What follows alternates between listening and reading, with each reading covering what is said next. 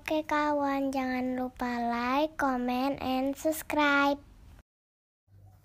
Assalamualaikum warahmatullahi wabarakatuh. Sahabat Kebun Berkah yang berbahagia, jumpa lagi di channel Kebun Berkah.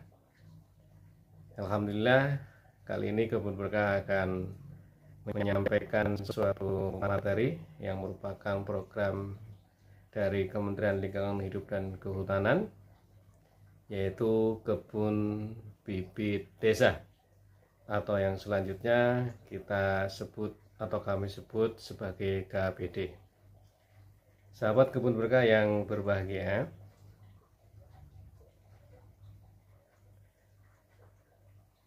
KBD atau Kebun Bibit Desa sebagai suatu program dari pemerintah, khususnya di Kementerian Lingkungan Hidup dan Kehutanan, maka perlu diketahui oleh masyarakat agar bisa KBD ini tersosialisasikan kepada masyarakat dan bermanfaat bagi masyarakat. Kebun Bibit Desa atau yang kita sebut sebagai KBD adalah kebun bibit yang dibangun oleh unit pelaksana teknis dari Direktorat Jenderal Pengelolaan Daerah Aliran Sungai dan Rehabilitasi Hutan Kementerian KLHK melalui pembuatan atau penyediaan bibit yang merupakan bibit-bibit ini dari berbagai jenis bibit tanaman, baik sebagai penghasil kayu maupun sebagai penghasil hutan bukan kayu (HBK), yang ditanam antara lain pada lahan kritis dan atau lahan tidak produktif di sekitar desa. Itu adalah pengertian dari KBD. Adapun bibit adalah tumbuhan muda hasil dari pengembangbiakan baik secara generatif atau secara biji maupun secara vegetatif, misalkan dengan cangkok, stek, ataupun cara yang lainnya. Sahabat Kebun Berkah yang berbahagia, persyaratan kebun bibit desa yang pertama adalah dibangun pada daerah rawan bencana atau pasca bencana. Yang kedua adalah dibangun berdasarkan permohonan dari desa untuk memenuhi kebutuhan masyarakat desa. Yang ketiganya adalah dibangun untuk pemberdayaan masyarakat desa. Sahabat Kebun Berkah yang berbahagia, adapun persyaratan lokasi penanaman KBD, yang pertama adalah berada pada lahan kritis, lahan atau daerah rawan dan pasca bencana, desa-desa pada daerah tangkapan air danau, dam ataupun waduk, areal bekas kebakaran hutan dan lahan, lahan terbuka, unit pengelolaan perhutanan sosial, dan atau destinasi wisata prioritas nasional. Yang kedua adalah persyaratan lokasi penanaman, bahwa penanaman diutamakan pada lokasi yang belum pernah mendapat fasilitas kegiatan penanaman oleh pemerintah, baik pemerintah pusat maupun pemerintah daerah. Sahabat Kebun Berkah yang berbahagia, sebelum kita lanjutkan ke materi selanjutnya, kita jeda dulu, ada iklan yang mau lewat. BVR. Natural BVR adalah jamur entomopatogenik yang digunakan untuk mengendalikan hama, diantaranya wereng, walang sangit, dan penggerak batang. Natural BVR berbahan aktif Beauveria bassiana yang sudah memiliki sertifikat dari Komisi Pestisida Nasional. Korin merupakan agens hayati alami berbasis bakteri antagonis berbahan aktif Corynebacterium yang sangat efektif mengendalikan penyakit utama tanaman padi dan sayuran. Misalnya penyakit hawar daun bakteri atau kresek atau Xanthomonas oryzae, penyakit belas atau Pricularia oryzae, dan bercak daun atau Cercospora sp, penyakit layu fusarium pada sayuran, dan akar gada pada kobis atau Plasmodiofora brassicae. Sahabat kebun berkah, jumpa lagi di materi KBD. Sekarang terkait dengan jenis dan jumlah bibit KBD.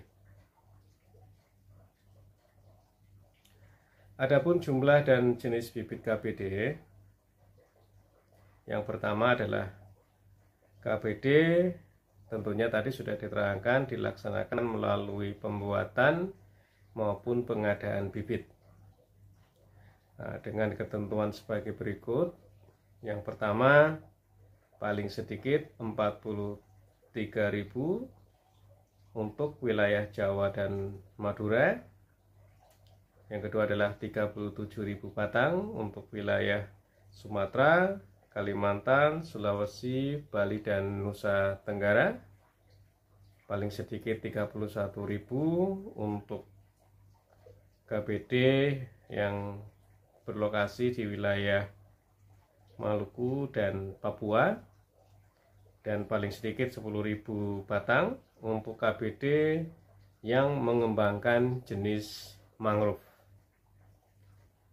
Yang kedua adalah jenis tanaman KBD terdiri dari tanaman penghasil kayu maupun tanaman penghasil hasil hutan bukan kayu yang disesuaikan dengan tempat tumbuh atau habitat, fungsi hutan, dan minat masyarakat. Khusus pada areal rawan longsor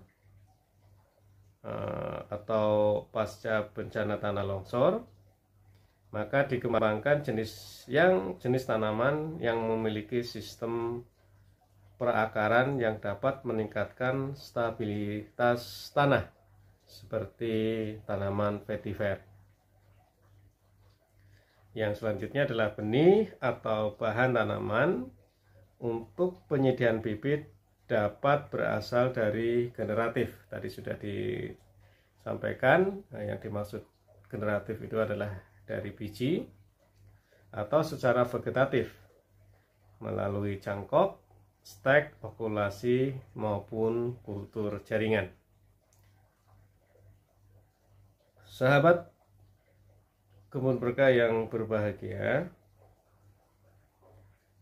yang selanjutnya adalah tahapan-tahapan di dalam KBD. Tahapan yang pertama adalah tahapan penyusunan rancangan. Tahapan penyusunan rancangan dimulai dengan analisa peta dengan cara mengoverlaykan peta-peta, antara lain adalah peta lahan kritis, peta rawan bencana, peta daerah tangkapan air waduk, danau maupun dam, peta areal bekas kebakaran hutan dan lahan,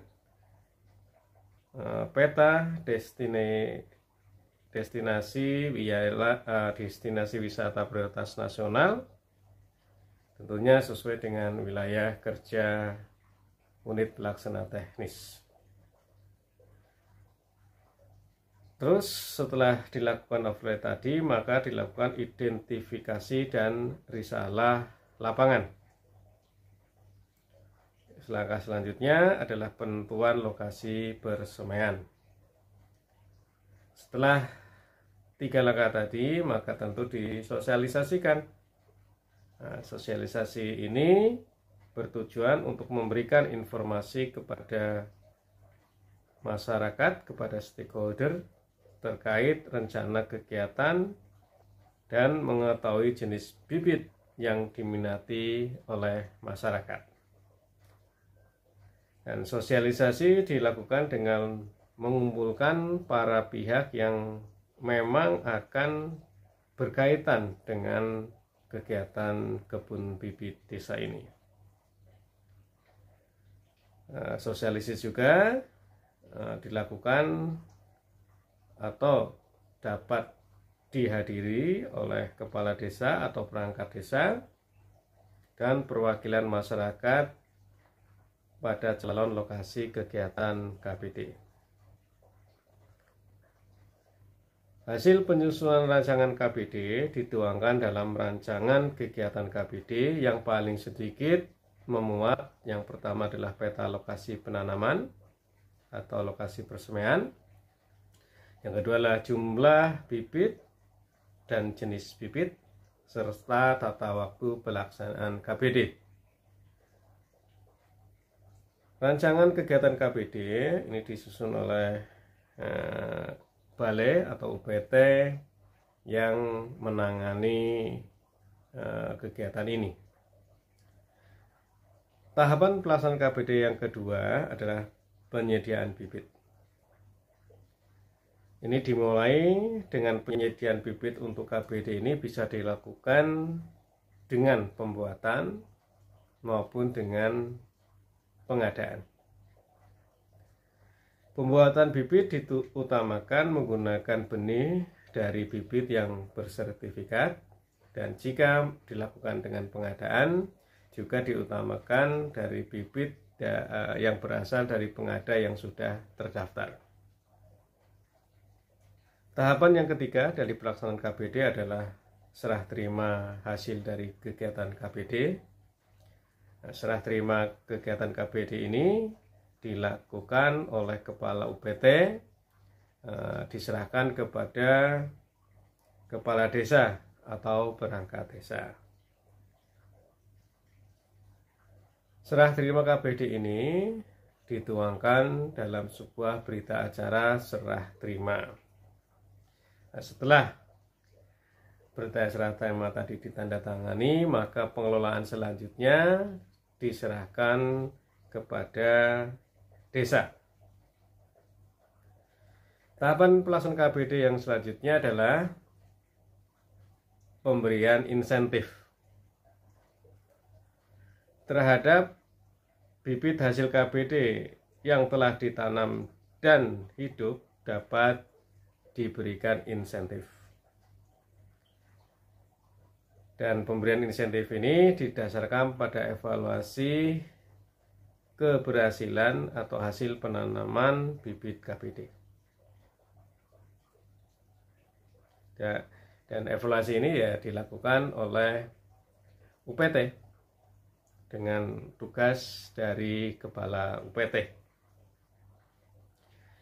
Evaluasi ini atau evaluasi penanaman hasil KBD ini dilakukan minimal di 1 bulan setelah penanaman, atau mungkin ada pertimbangan-pertimbangan lain yang dilakukan atau dibuat oleh kepala UPT terhadap kegiatan ini atau terhadap kegiatan evaluasi ini. Dan hasil evaluasi dituangkan di dalam berita acara dan dilaporkan kepada Direktur Jenderal. Sahabat Kebun Berkah yang berbahagia, untuk selanjutnya kita menginjak pada materi monitoring, namun sebelumnya kita ikuti tayangan berikut ini. Selamat menikmati. PT Natural Nusantara ikut berperan aktif membantu program pemerintah melalui konsep PHT, khususnya pengendalian secara hayati. PT Natural Nusantara melalui penelitian yang mendalam mengeluarkan produk pengendali hama penyakit yang ramah lingkungan yang berasal dari tanaman, di antaranya Pestona, Pentana, dan Metilat Lem. Lalu yang berasal dari jamur seperti BVR dan Glio, serta yang berasal dari bakteri yaitu Korin.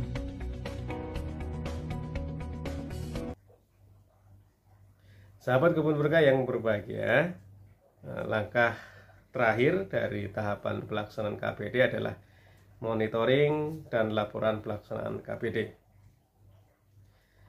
Monitoring pelaksanaan KPD dilakukan oleh UPT terhadap semua tahapan-tahapan pelaksanaan KPD yang tadi ada 1 sampai dengan 4. Hasil monitoring ini dituangkan dalam laporan pelaksanaan KPD yang merupakan kewajiban yang diberikan kepada UPT pelaksana KPD. Laporan monitoring pelaksanaan KPD tadi merupakan bagian dari laporan rehabilitasi hutan dan lahan secara keseluruhan. Jadi sebenarnya KPD ini atau program KPD ini merupakan bagian dari kegiatan rehabilitasi hutan dan lahan. Demikian sahabat Kebun Berkah terkait materi KPD, mudah-mudahan bisa bermanfaat. Tolong disebar kepada masyarakat lain, kepada kepala desa, kepada perangkat desa maupun pihak lain, agar kegiatan-kegiatan pemberdayaan masyarakat untuk mengatasi terutama adalah lahan kritis bisa terwujud dan sekaligus bisa mensejahterakan masyarakat desa. Demikian sahabat Kebun Berkah. Terima kasih atas perhatiannya. Assalamualaikum warahmatullahi wabarakatuh. Salam Kebun Berkah. Kebun Berkah, wadah petani kecil. Oke kawan, jangan lupa like, comment, and subscribe.